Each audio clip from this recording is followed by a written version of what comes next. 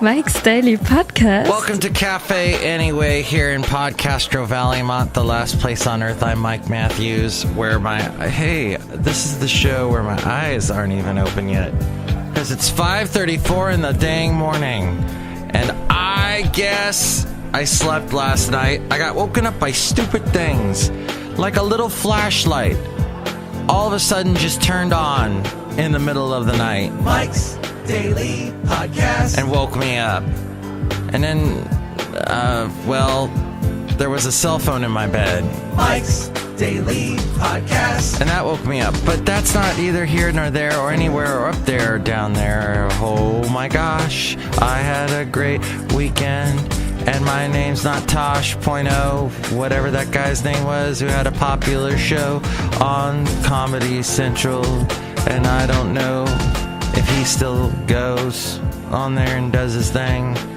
He's supposed to be funny. Mike's Daily Podcast. I just can't do the Comedy Central thing anymore. I don't do it, and I don't do commercials, so... Mike's except the Barry Manilow Daily one that was last time. Podcast. You're welcome. Yeah! But I did do Carmel, Monterey, this past weekend, and it was so much fun. And I went with my lovely lady friend. And what I discovered is that I guess it's a nice drive, but once you've done it, you kind of don't need to. I feel as if I'm okay now that I don't have to do that drive for, I guess, September, October, I might do that drive again. But I'm good till that. Look who walked in. Hello, Matthews. It's Chely Shoehart, the shop supervisor. What's wrong with your eyes? I can't open them. It's like I think it's my hat. Hold on, let me take my hat off. This hat, it's got these weird fuzzy things that keep falling off of it. These skull caps fall apart after a while. And little things get in my eye. Look who else walked in. Oh, Mike, this is Floyd the Floorman! And this is John Deere, the engineer. I see you have Floyd in the podcast picture today. Mm-hmm. Yes! Floyd, you're in it. I can't wait to be in the picture. No more. Huh? I don't know why there was a no more yelled at you. Because he's saying no more tears, Mike. Because I'm Floyd the Floorman.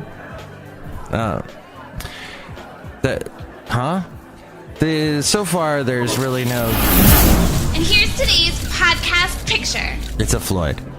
Thanks! Alright, so yeah, Floyd is in the picture. My eyes aren't open. And I think I is blind. Is you blind? And the last show is called Blinds. Because I'm not a big fan of blinds, as I mentioned on the show. I don't like those plastic things covering up my window. I'd rather see the outside. I actually heard a guy... when I was purchasing my house several years ago, and it was an older house built in the 50s, and a guy came into the house. I think he was working on the plumbing, and he walked into one of the rooms, and the room has a pretty nice view of the backyard, and he goes, man, I would wall up these windows, and then you got a bunch of shelf space. I was, what? Is that the thinking? You've got to be kidding me. Is that the thinking here in California? That you've got so many nice views that you just don't... Now I can understand a window that was looking right into your neighbor's house. Let's say your house is right next to another house, which happens a lot here in the Bay Area. Houses are built right next to each other. And let's say you look out the window and bam, there's your next door neighbor bending over, trying to pick something up. Butt crack land. And who needs that? No one. To see that. It's huge. Huge is what that is. And huge.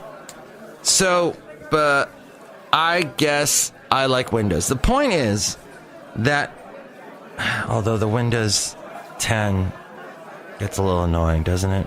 Hey, are you all up in the Microsoft Edge yet? The Edge? It's all about Edge now. It's been that way for a couple of years, but no longer the Internet Explorer. People just left Internet Explorer in droves. And it's all about Chrome now, it appears. Some people do the Firefox. No one does the Safari.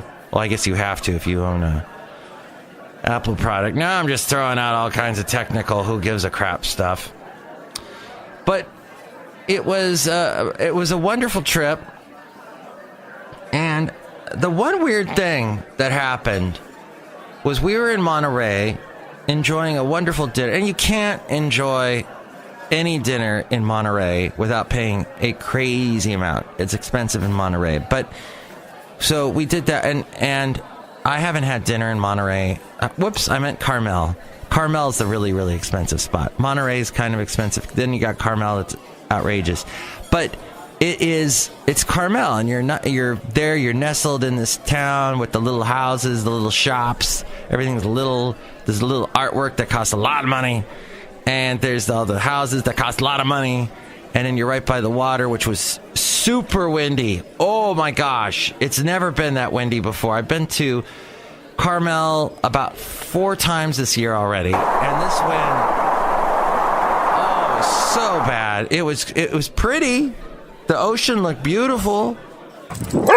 Basil the boxer had a great time. And he barked and ran around, and we still had a great time, my lovely lady friend and I, but man, was it windy. My point is, though, after we had dinner, the sun had gone down, and suddenly I realized, I don't know where I parked. I don't know where I parked. This never happens to me. Back in the day at Disneyland, when you used to park in Minnie Mouse or Goofy, or you parked in Pluto. Did I say Goofy? The thing is, I would always remember where I parked. I could not find it, and it's pitch black.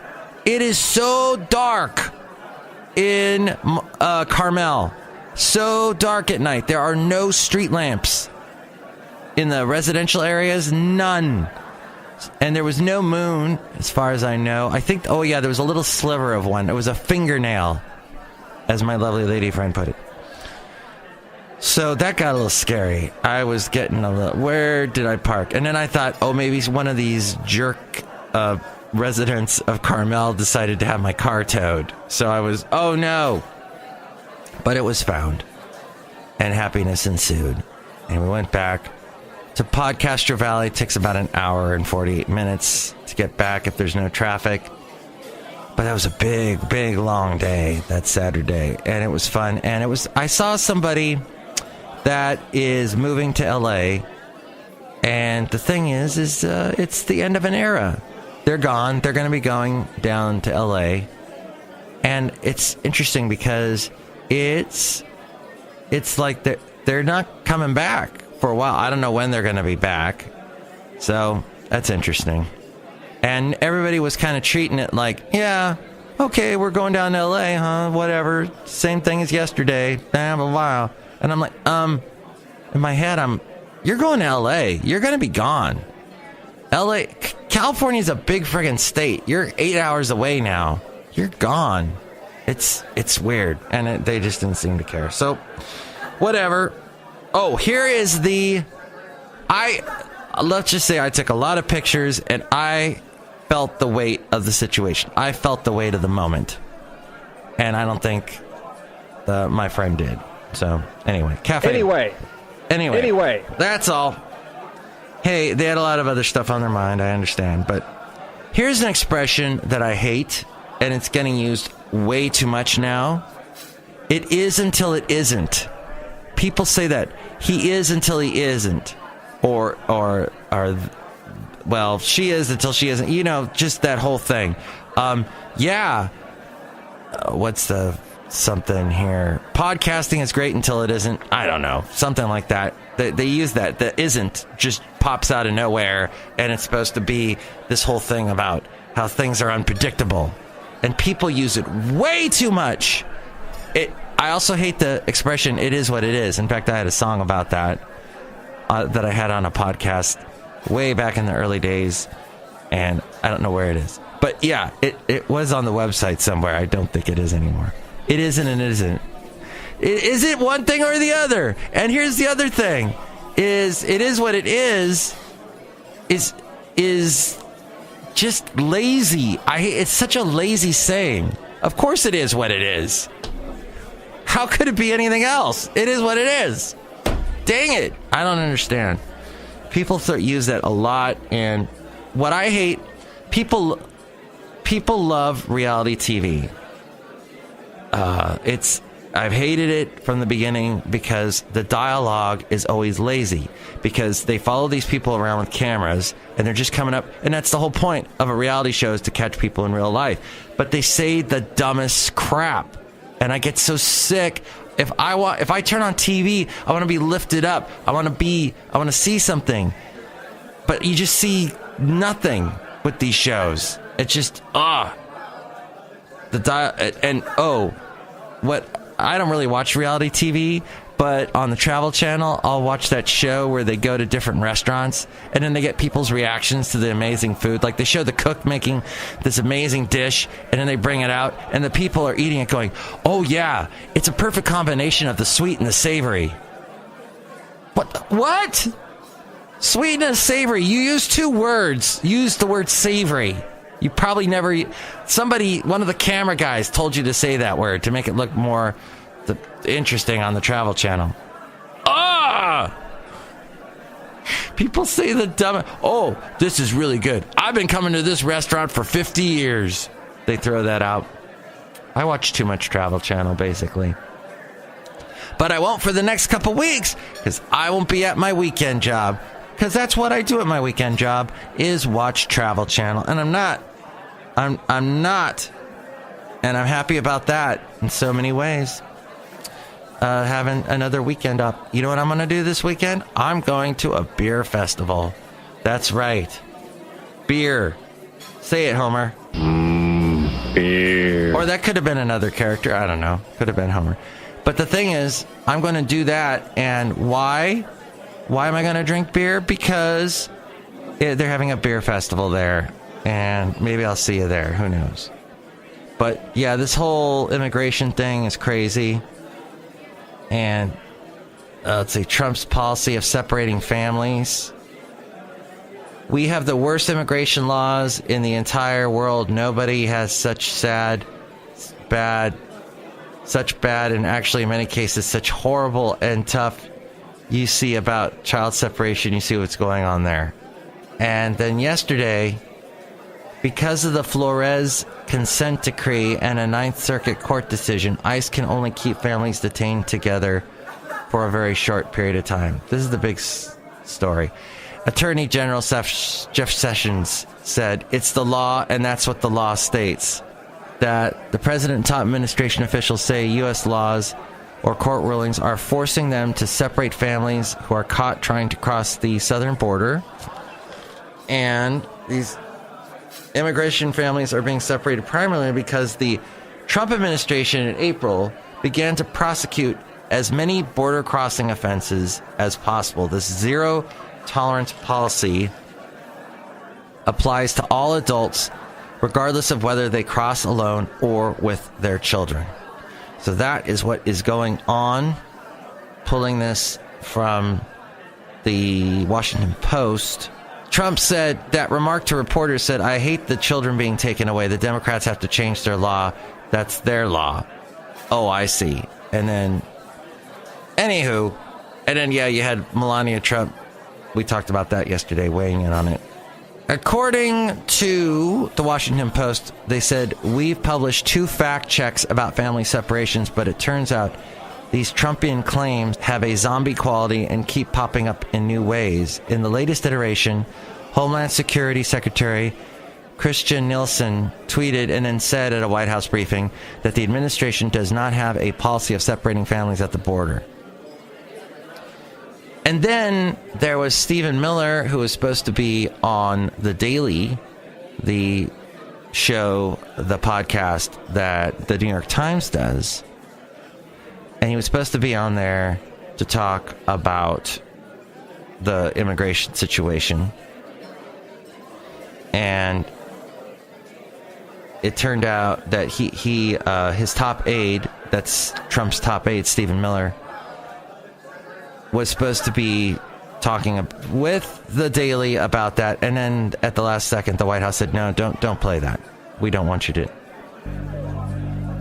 So Stephen Miller refer to as catch and release. And you're supposed to show up for your day before an immigration judge, but in reality, many people never do. So essentially, that is the major objection here, if you're asking the Trump administration, that effectively there was no penalty for crossing the border illegally because people never paid a price and they were allowed into the country. Yeah, people would come into the country. You'd say, I want asylum. They'd say, okay, here's your court date. Show up then. And then you would be able to go. And then a lot of people were not showing up for their court date. And then they would then be in America. So that's what Trump is doing, wants to build the wall. And it's a great big wall. And he said this. I would build a great wall, and nobody builds walls better than me, believe me. And I'll build them very inexpensively.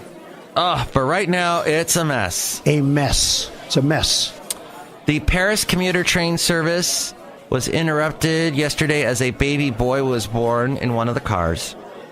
The unexpected delivery happened on the rear A line as the train was pulling into Aubert Station, located in the center of Paris, if you are familiar with Paris. If you are, you might know this song. Rail service was halted as dozens of emergency personnel rushed to the scene to transport the mom and her newborn to the hospital. The public transportation company later announced both mom and baby were healthy and that the little boy would be receiving free transportation. Free transportation until he is 25 years old. A woman was rescued in Poughkeepsie in a building there as the building collapsed. Tuesday morning, officials are working to clear the debris after a building collapsed on Academy Street in Poughkeepsie. And then finally, that's about it. I think we've done our duty as we go outside a Café Anyway. We're bringing Mike's Daily Podcast somewhere in Podcaster Valley. They say the eyes are the windows to the soul, and if I could just get my eyes open, we'd have maybe a little more soul in the show. I don't know, but at any rate, it's been great talking to you today. Hey, here's an idea. Don't leave any flashlights in your bedroom. Bad idea, Mike. Why did you have a flashlight in your bedroom, Mike? They just randomly turn on in the middle of the night. That's weird. It's a little kooky, if you ask me, having a flashlight turn on its own. Well, kooky. Next show, it'll be the wonderful Benita, the Disgruntled Fiddle Player, and the Brewmaster. Hey, here's a fun thing to do today. Go and have lunch in your break room at your job and see how many people come over and go, hey, what are you eating? People cannot walk into a break room and not say that. They do that. It's like it's like an involuntary response. They gotta they see what are you eating? Oh, what's that? That's disgusting. Or that looks good. Oh, you should have brought some for everybody. That's why a lot of people don't eat in the break room.